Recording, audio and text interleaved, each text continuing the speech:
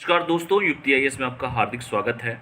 आज हम बात करेंगे आज के महत्वपूर्ण टॉप 10 करंट अफेयर की सीरीज पे। आगे बढ़ने से पहले जिन लोगों ने चैनल को सब्सक्राइब न किया, चैनल को सब्सक्राइब कर लें। डिस्क्रिप्शन बॉक्स के नीचे लिंक दिया होता है, उस लिंक पे जाएंगे, डायरेक्ट क्लिक करेंगे, संस्थान से आप लोग जुड़ जाएंगे। चाहे वो यूट्यूब का चैनल हो, चाहे व्हाट्सएप ग्रुप हो, चाहे टेलीग्राम ग्रुप हो, चाहे फेसबुक ग्रुप का लिंक है, सारा ग्रुप आपको डिस्क्रिप्शन बॉक्स के नीचे मिल जाएगा। ठीक है, ये संस्थान का नंबर है, दिए गए नंबर से आप लोग संपर्क कर सकते हैं, कोई भी क्वेरी हो तो चलिए आज हम बात करते हैं। सेट 20 है, 20वां सेट है। तो चलिए आज हम बात करते हैं। और मॉर्निंग में जो है अमर सर का जो दैनिक जागरण का राष्ट्रीय संस्करण का एनालिसिस कराते हैं, उसको जरूर आप लोग देखिए। बहुत ही फायदेमंद होगा आप लोगों का, जब भी प्रीलिम्स की परीक्षा हो, चाहे मेंस हो, चाहे इंटरव्यू होगा। जीएस के पॉइंट ऑफ व्यू से जो भी हिंदी, जो अगर न्यूज़ की मैं बात करूँ तो सबसे बेस्ट पेपर माना जाता है तो दैनिक जागरण का राष्ट्रीय संस्करण माना जाता है, क्योंकि मैक्सिमम स्टूडेंट इसी को फॉलो करते हैं। और जो इंग्लिश में द हिंदू है, वैसे हिंदी के लिए दैनिक जागरण का राष्ट्रीय संस्करण है, तो उसको जो फॉलो कर रहे हैं लोग अच्छे से फॉलो कीजिए। मेंस में बड़ा उपयोगी साबित होगा वो। ठीक है, उसको पढ़िए आप लोग, धीरे धीरे चीज़ें समझ में खुद आ जाएंगी कि क्यों मैं ऐसा बोल रहा हूँ। ठीक है, तो चलिए सबसे पहले आज का पहला क्वेश्चन जो है उस पर बात करते हैं। तो सबसे पहला जो क्वेश्चन है वो है आपका, चलिए आंसर आप भी देख लीजिए आप लोग, चलिए कोई नहीं। तो सबसे पहला क्वेश्चन है कि कांग्रेसनल गोल्ड मेडल निम्न में से किस देश का सर्वोच्च नागरिक पुरस्कार है? Option A Australia, option B England, option C Sweden, option D संयुक्त राज्य अमेरिका, ऑप्शन ई उपयुक्त में से कोई नहीं या एक से अधिक। ठीक है, इंग्लिश में बता देता हूँ। Congressional gold medal is the highest civilian award of the which of the following country? Australia, England, Sweden, संयुक्त राज्य अमेरिका या इनमें से कोई नहीं, नन ऑफ दीज अबव या मोर देन वन। तो इसका सही जो आंसर है, उसका सही आंसर है संयुक्त राज्य अमेरिका। ठीक है, तो कांग्रेसनल गोल्ड मेडल जो दिया गया है किस देश का सर्वोच्च नागरिक पुरस्कार है, तो ये आपका अमेरिका का है, संयुक्त राज्य अमेरिका का। ये सबसे बेस्ट पुरस्कार माना जाता है, सर्वोच्च नागरिक पुरस्कार माना जाता है। चलिए, तो ये कांग्रेसनल गोल्ड मेडल है, ये अमेरिका का, याद रखिएगा। चलिए बता देता हूँ, इसके बारे में पढ़ लीजिए। अमेरिकी सांसद ने महात्मा गांधी को उनकी शांति और अहिंसा, पीस एंड नॉन वायलेंस को बढ़ावा देने के लिए मरणोपरांत प्रतिष्ठित कांग्रेस के स्वर्ण पदक कांग्रेसनल गोल्ड मेडल से सम्मानित करने के लिए अमेरिकी प्रतिनिधि सभा में एक प्रस्ताव फिर से पेश किया है। अब ये जानिए कि देखिए, बता गांधी जी की बात कर रहा हूँ, सोच लीजिए। उनकी शांति और अहिंसा की जो नीति थी उसको बढ़ावा देने के लिए मरणोपरांत प्रतिष्ठित कांग्रेस के स्वर्ण पदक से सम्मानित करने के लिए अमेरिकी प्रतिनिधि ने एक प्रस्ताव फिर से पेश किया है। अब ये जानिए कि ग्रेशनल जो है गोल्ड मेडल क्या है। ग्रेशनल गोल्ड मेडल संयुक्त राज्य में सर्वोच्च नागरिक पुरस्कार है और गांधी कांग्रेसनल गोल्ड मेडल प्राप्त करने वाले पहले भारतीय होंगे, जो George Washington, Nelson Mandela, Martin Luther king junior, mother Teresa और रोजा पार्क्स जैसी महान हस्तियों को दिया जाने वाला सम्मान है। तो भारत में महात्मा गांधी, गांधी से बड़ा कोई रहा नहीं है।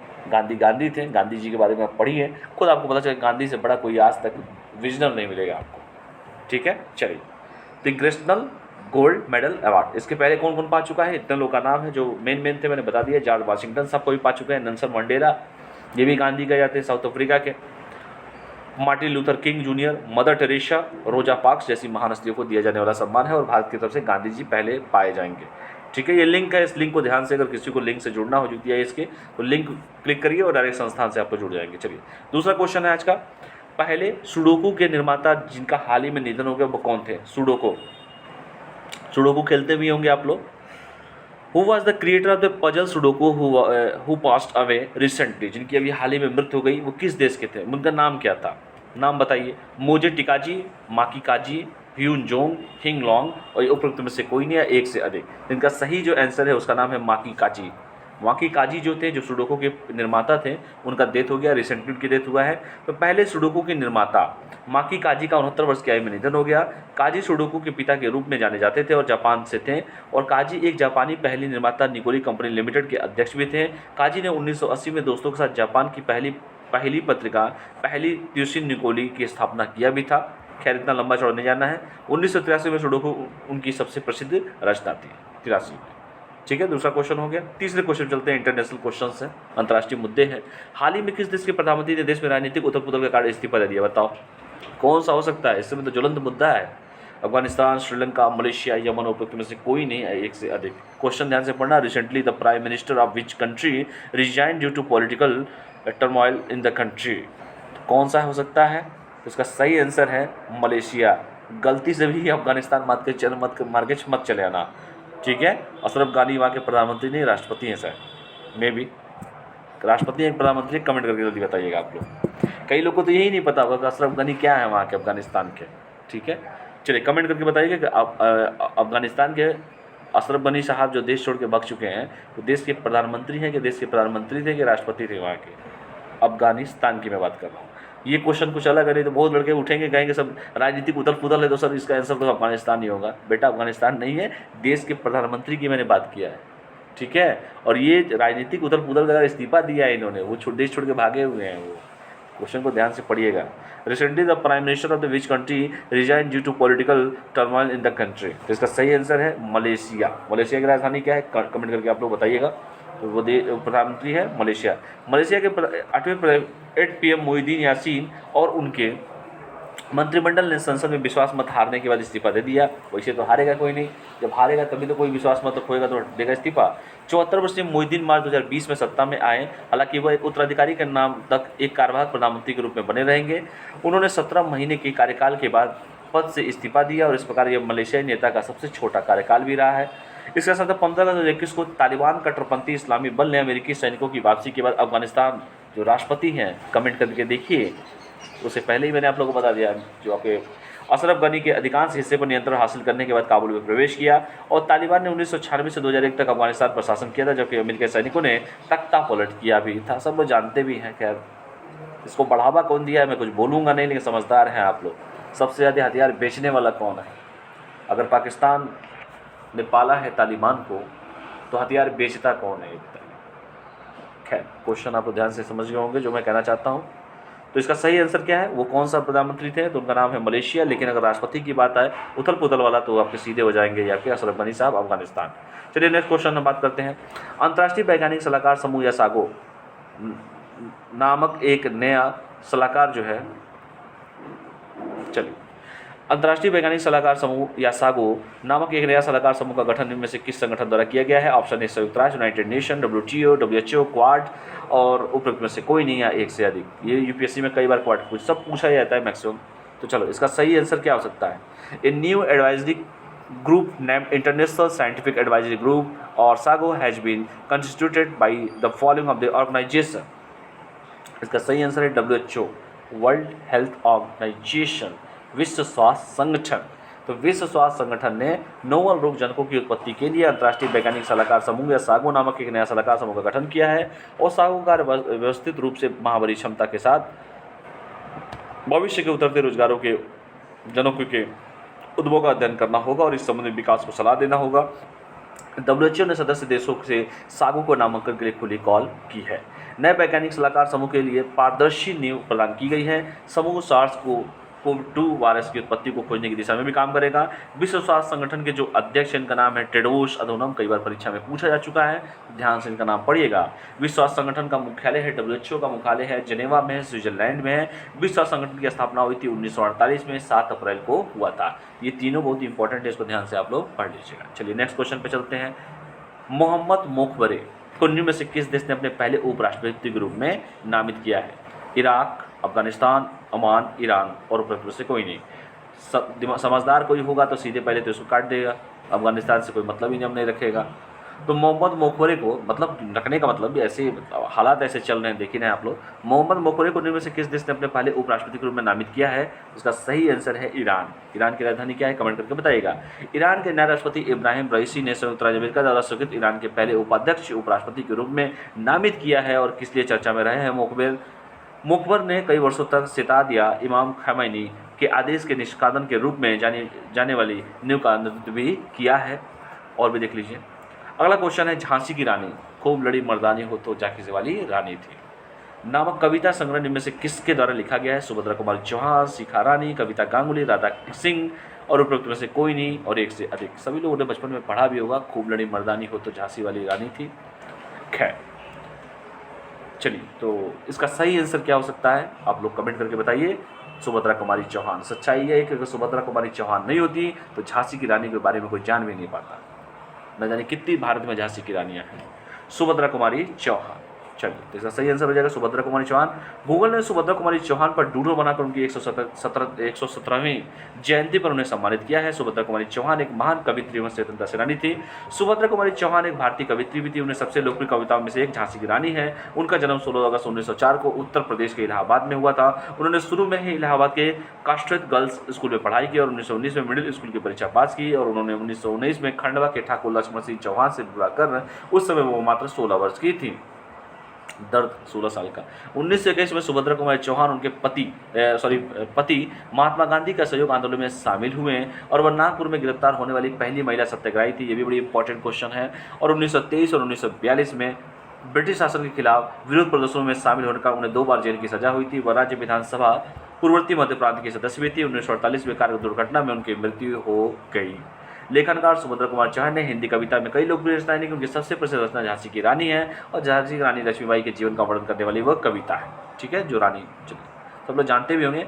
उन्हें अन्य प्रमुख रचनाएं जैसे देख लो, खिलौने वाला, त्रिधारा, मुकुल, ये कदम का पेड़, सीधे साधे चित्र, मेरा नया बचपन, बिखरे मोती इत्यादि सब इनका फेमस है। कई बार पूछा गया है बिखरे मोती वाला, बिखरे जो मोती है कई बार पूछा गया है। चलिए नेक्स्ट क्वेश्चन पे चलते हैं।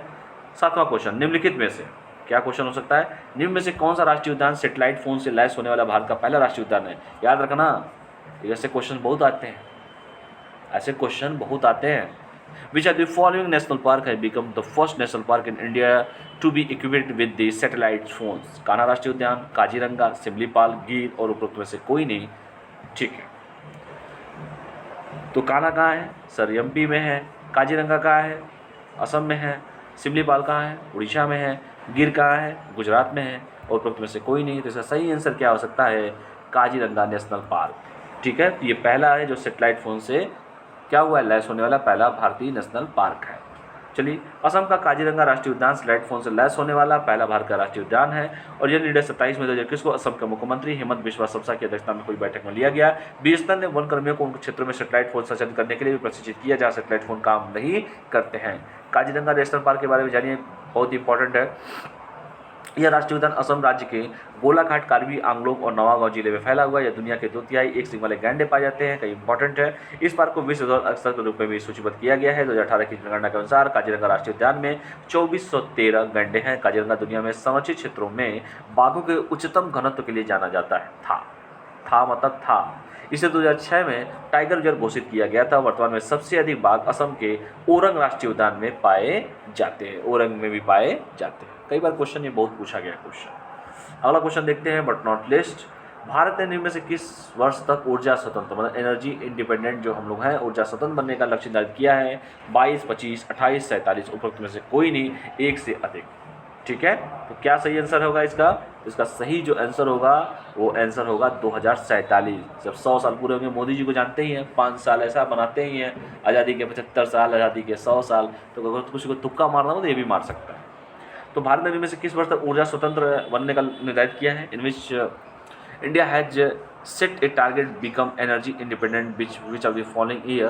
तो ईयर है 2047। 100 साल पूरा होंगे ऐसा कहा होगा मोदी जी ने।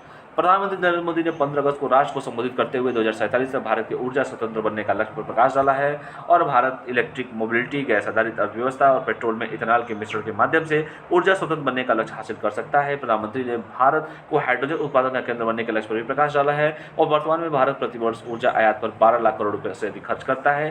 भारत की वर्तमान उपलब्धि क्या है? वर्तमान में भारत ने निर्धारित लक्ष्य से काफी पहले 100 गीगावाट अक्षय ऊर्जा क्षमता का लक्ष्य हासिल कर लिया है। भारत की ऊर्जा नीति क्या है? भारत की ऊर्जा नीति को ऊर्जा घाटे के विस्तार और परमाणु, सौर ऊर्जा, पवन ऊर्जा जैसे ऊर्जा के वैकल्पिक स्रोतों के विकास पर भारत के बढ़ते फोकस पर परिभाषित भी किया है। 2017 तक भारत ने 63% समग्र ऊर्जा आत्मनिर्भरता प्राप्त कर भी ली है। भारत में प्राथमिक ऊर्जा खपत क्या है? 2019 में भारत में प्राथमिक ऊर्जा खपत में 2.3% की वृद्धि हुई है। यह चीन और अमेरिका के बाद 5.8% की वैश्विक हिस्सेदारी के बाद तीसरा सबसे बड़ा उपभोक्ता बन गया है। भारत का शुद्ध आयात क्या है? 2018 तक भारत का शुद्ध आयात लगभग 205.3 मिलियन टन कच्चा तेल और उसके उत्पादन 26.3 मॉडल LNG और 147.7 MTO 41.7 MTO का था। वे कुल प्राथमिक ऊर्जा खपत का 46.13% था। भारत अपनी घरेलू ऊर्जा मांग को पूरा करने के लिए काफ़ी हद तक जीवाश्म ईंधन के आयात पर निर्भर है। ऊर्जा आयात पर भारत की निर्भरता 2030 तक 3% से अधिक होने की उम्मीद भी है। अगला क्वेश्चन है, भारत ने अपने राष्ट्रीय हाइड्रोजन मिशन को लॉन्च किया है 2 फरवरी 2021, 1 जुलाई 2021, 15 अगस्त 2021, 18 अगस्त 2021, उपरोक्त में से कोई नहीं। इसका सही आंसर है 15 अगस्त 2021। प्रधानमंत्री नरेंद्र मोदी ने 75वें स्वतंत्रता दिवस के अवसर पर 15 अगस्त को लाल किले से राष्ट्रीय हाइड्रोजन मिशन को लॉन्च किया है। यह मिशन भारत की ऊर्जा सुरक्षा को बढ़ावा देने के लिए शुरू किया गया है। इस मिशन की घोषणा भारत द्वारा अपनी ऊर्जा जरूरतों को पूरा करने के लिए सालाना 12 ट्रिलियन रुपए खर्च करने की पृष्ठभूमि में आ गई है। यह मिशन भारत को हरित हाइड्रोजन उत्पादन और निर्यात के लिए वैश्विक केंद्र बनाने का प्रयास करता है और भारत वर्तमान में अपने तेल का 85% और गैस का 53% आयात करता है। ये भी जान लीजिए कि हरित हाइड्रोजन उपभोग दायित्व क्या है।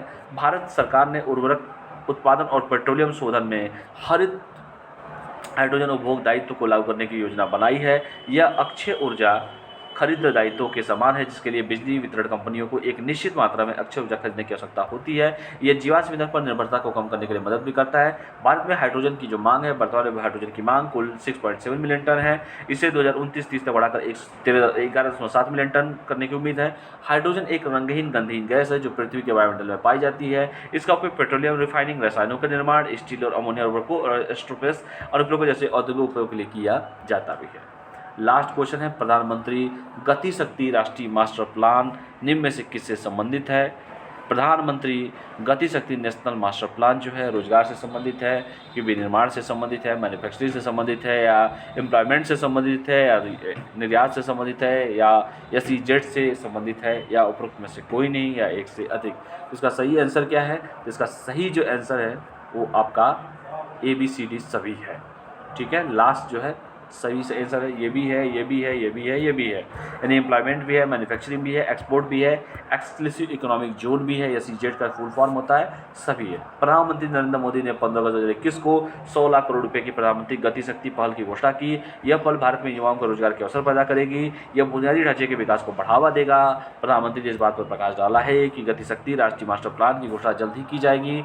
पता नहीं कब चुनाव के बाद होगा क्या यूपी के। प्रधानमंत्री ने यह भी कहा कि भारत को विनिर्माण और निर्यात दोनों में वृद्धि करने की आवश्यकता है। भारत से विश्व स्तर पर बेचे जाने वाले प्रत्येक उत्पाद को भारत से जोड़ा जाता है और इस प्रकार आपका प्रत्येक उत्पाद भारत के लिए एक ब्रांड एम्बेसडर है। चलिए ठीक है। पहल के फोकस क्षेत्र क्या है? गति शक्ति योजना स्थानीय निर्माताओं की वैश्विक प्रोफाइल को ऊपर उठाने में मदद करेगी। यह निर्माताओं को दुनिया भर में अपने समकक्ष को प्रतिस्पर्धा करने में मदद मिलेगी। यह भविष्य के नए आर्थिक क्षेत्रों की संभावनाओं को भी बढ़ाती है। एक्सक्लूसिव इकोनॉमी जोन जान लीजिए क्या है, जो नहीं जानते उनके लिए है। यह एक भौगोलिक क्षेत्र है जिसमें आर्थिक कानून है जो देश के घरेलू आर्थिक कानूनों की तुलना में अधिक उदार है। भारत के इस्लामिक जो आपका SEZ के लिए विशिष्ट कानून है। स्पेशल इकोनॉमिक जोन के लिए विशिष्ट कानून है और SEZ मुक्त व्यापार क्षेत्र, मुक्त क्षेत्र, निर्यात प्रसंस्करण क्षेत्र, औद्योगिक संपदा, मुक्त बंदरगाह, शहरी उद्यम क्षेत्र जैसे अधिक विशिष्ट क्षेत्र प्रकारों की एक विशाल श्रृंखला को कवर करता है। ऐसे क्षेत्र विदेशी निवेशकों द्वारा प्रत्यक्ष विदेशी निवेश के लिए बनाए जाते हैं। SEZ एक ऐसा क्षेत्र है जो आमतौर पर शुल्क मुक्त होता है। इसमें विभिन्न व्यवसाय और वाणिज्य कानून शामिल होते हैं। भारत में SEZ एशिया का पहला निर्यात प्रसंस्करण क्षेत्र 1965 में गुजरात के कांडला में स्थापित किया गया था। सरकार ने बुनियादी ढांचा और नौकरशाही चुनौतियों का समाधान करने के लिए विदेशी व्यापार नीति के लिए 200 SEZ की स्थापना की। विशेष आर्थिक क्षेत्र नियम 2005 में पारित किया गया था और SEZ 2006 में लागू किए गए। वर्तमान में भारत में 379 कितना बेटा अधिसूचित है, जिनमें 265 चालू है। लगभग 64% 5 राज्यों महाराष्ट्र, तमिलनाडु, कर्नाटक, तेलंगाना और आंध्र प्रदेश में स्थित है। ठीक है, तो इसको पढ़ लीजिएगा आराम से। टॉप 10 का जो सीरीज है रोज दिया जाता है, आज से 20 था। और जिन लोगों को पेड ग्रुप ज्वाइन करना हो वो दिए गए नंबर पे आप लोग संपर्क कर सकते हैं आप लोग। और अगर कोई क्वेरी हो तो भी आप लोग संपर्क कर सकते हैं। और जिन लोगों ने चैनल को सब्सक्राइब न किया हो सब्सक्राइब कर लें। डिस्क्रिप्शन बॉक्स के नीचे लिंक दिया होता है। तब तक के लिए आप पढ़ाई करते रहिए। सभी लोग स्वस्थ रहिए, मस्त रहिए, पढ़ते रहिए। बहुत बहुत धन्यवाद। Thank you, all of you. जय हिंद।